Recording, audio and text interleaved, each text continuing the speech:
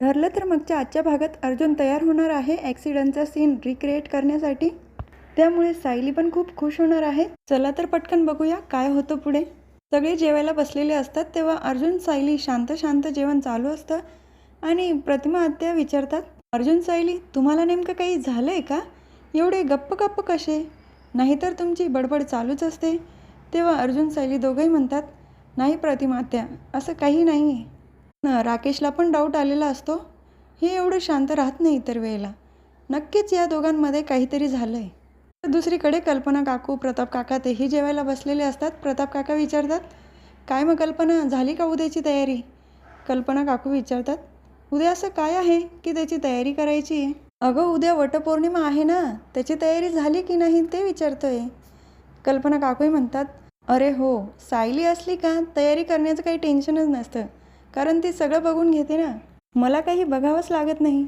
पण हो विमल, आपण आत्ता लगेच तयारी करायला सुरुवात करूया. तिथे अश्विन असतो. पण मम्मा, सायली वहिनीला उपास करू देऊ नकोस हां. पण अशा दिवसामध्ये उपास नको करायला. कल्पना काकूही म्हणतात, हो असंही तिला पूजा करता येणार नाही आणि उपास पण नाही करू देता येणार. तसं प्रतिमाने सांगितलंच असेल, पण ती काही ऐकणार नाही. मी फोन करूनच तिला सांगते. कल्पना काकू व्हिडिओ कॉल करतात. सायली विचारते, बोला नाही, आज कशी आठवण काढली? कल्पना काकू म्हणतात, अगं उद्या वटपौर्णिमा आहे ना, आणि तू उपास नाही करायचा हां. पण या दिवसामध्ये तुला पूजा पण नाही करता येणार आणि उपास पण नाही. खाण्यापिण्याची जास्त काळजी घ्यावी लागेल. सायली पण सांगत असते, हो प्रतिमा आत्या पण तेच सांगत होत्या की मला पूजा करता येणार नाही. पण मला खूप चुकल्यासारखं वाटतंय आई. ते मला 7 जन्मात मिळावे म्हणून मी ती पूजा करू शकणार नाही, म्हणून मला चांगलं नाही वाटत आहे. कल्पना काकूही म्हणतात, अगं पण अशा अवस्थेमध्ये नाही करता येणार तुला उपवास. परत विचारते, अजून काही दुसरा मार्ग नाही का की मला पूजा पण करता येईल आणि उपवास पण?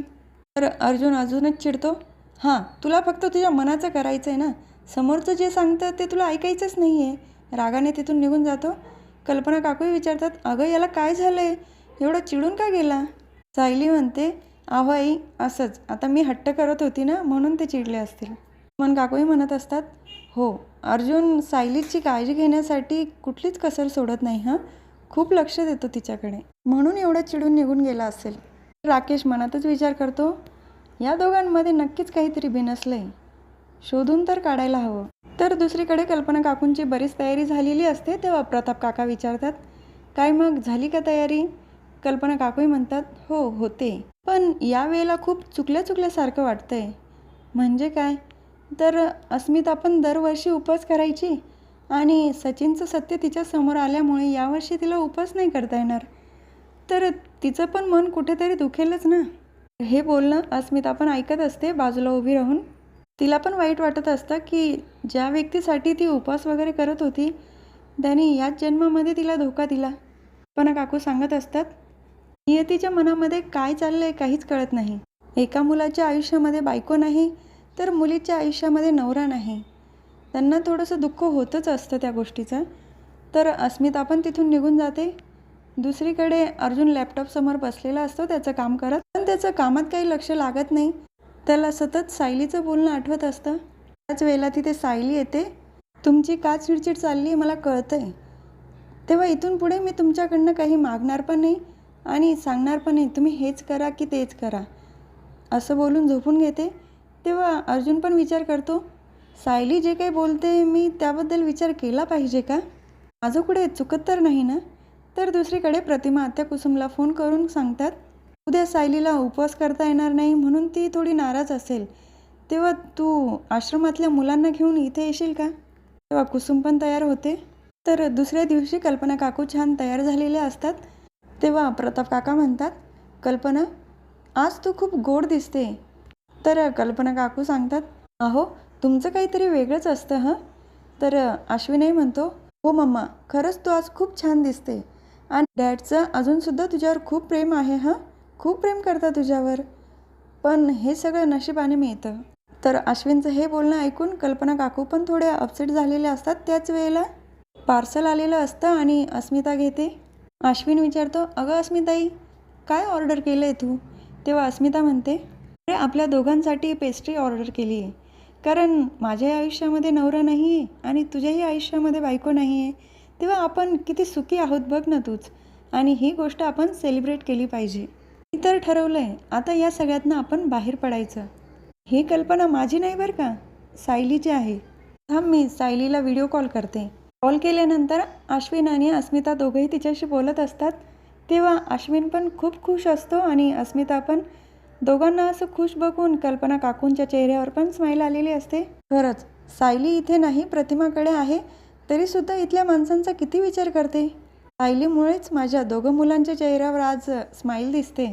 खरंच सायली, तू जे करू शकते ते कोणीच करू शकत नाही. तर तिघांचं पण सेलिब्रेशन चालू असतं. सायली पण उपास करू शकत नाही म्हणून तिने पण तिकडे ऑर्डर केलेली असते पेस्ट्री. सायली पेस्ट्री खाते आणि हे दोघं पण. त्याच वेळेला प्रताप काका म्हणतात, पेस्ट्री मला पण हवी हां. ते पण खायला घेतात आणि कल्पना काकूंना जाण्यासाठी सांगतात, तू जा पूजेला, आम्ही इथं आहोत.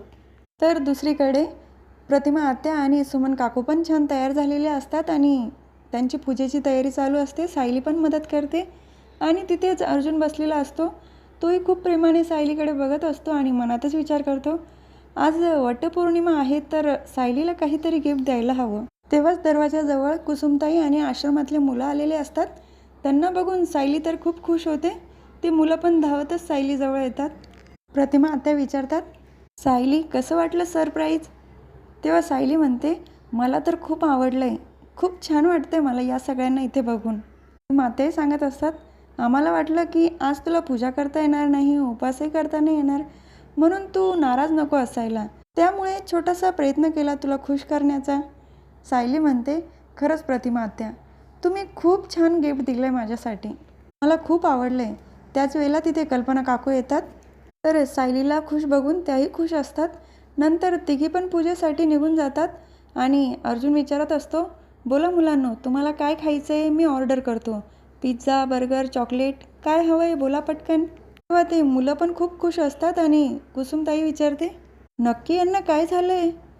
याआधी कधीच त्यांनी मुलांसाठी काही ऑर्डर केलेले नाही ना. तेव्हा सायली पण म्हणते, अगं कुसुमताई, आता त्यांना पण बाळ होणार आहे ना, त्यांना कळतं आहे मुलांना काय हवं काय नको, म्हणून ऑर्डर केलं असेल. त्यानंतर अर्जुन मुलांना घेऊन जातो. तर कुसुमताई आणि सायली दोघीही गप्पा मारत बसलेले असतात. तेव्हा कुसुम विचारते, सायली, तुझं आरोग्य कसं आहे, तुझी तब्येत तर ठीक आहे ना, आणि तू खुश आहे की नाही ते महत्त्वाचं आहे. सायली म्हणते, कुसुमताई, मी अगदी व्यवस्थित आहे आणि तुम्हा सर्वांना इथे बघून तर खूपच खुश आहे आणि मला कुठलाही त्रास होत नाही. तर कुसुमला पण बरं वाटत असतं, सायलीला आता कुठलाही त्रास होत नाही आहे आणि ती खुश आहे. हा भाग इथेच संपतो. पुढील भागात बघायला मिळतं की अर्जुनने पण ठरवलेलं असतं वटपौर्णिमेचं सायलीला गिफ्ट द्यायचं म्हणून, आणि तसं तो सायलीला सांगतो पण. ठीक आहे सायली, तू जे म्हणते आपण ॲक्सिडेंटचा सीन रिक्रिएट करूया, ते करायला मी तयार आहे. तेव्हा सायली पण खूप खुश होते. तेव्हा ती थँक्यू म्हणून त्याचे आभार मानत असते. तर हा भाग इथेच संपतो. उद्या बघूया पुढच्या भागात काय होतं ते. तुम्हाला माझा आजचा व्हिडिओ आवडला असेल, प्लीज प्रेक्षकांनो माझ्या व्हिडिओला सबस्क्राईब करा आणि बेल आयकॉन दाबायला विसरू नका. Tata, bye bye and take care.